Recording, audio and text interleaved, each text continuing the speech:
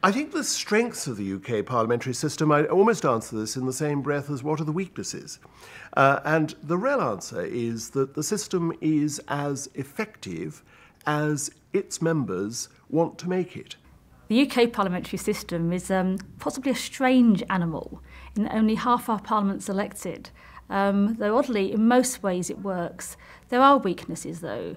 And I think one of the weaknesses is really how much work is put on MPs in their constituencies as well as having to do the work in Parliament.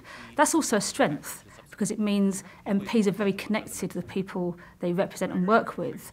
But the workload is becoming, I think, greater and greater. And for some, it means they don't give as much attention to detail on legislation as they're able to.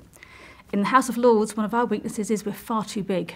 It's a House of 800 members, which is enormous. It's the biggest it's ever been.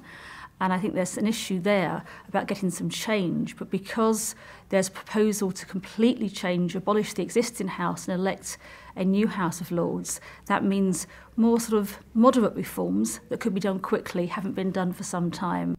I think its strengths are that it is willing to change. It is willing to look at itself and say these things are not good enough.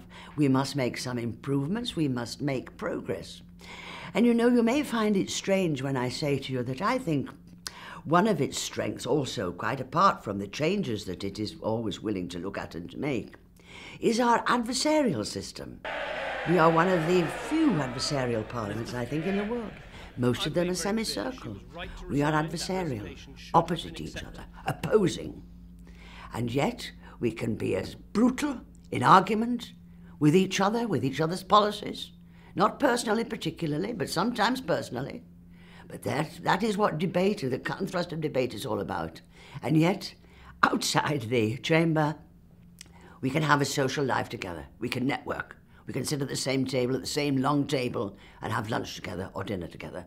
The strengths of the UK Parliament lie in the fact that it has two chambers.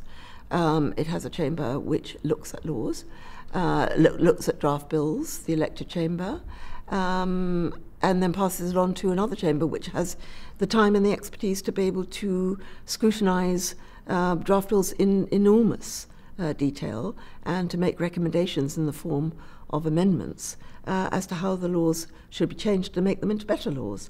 Now, I think that the fact that the House of Lords exists in order to carry out that scrutiny and that it can require the government to pause and to think again about its own legislation is an extraordinarily valuable procedure. I think the strength of the UK parliamentary system is that at the end of the day, however powerful you are, even the Prime Minister, Chancellor of the Exchequer, the Foreign Secretary, they only hold these jobs because they are also members of Parliament representing a particular part of the country, representing a constituency.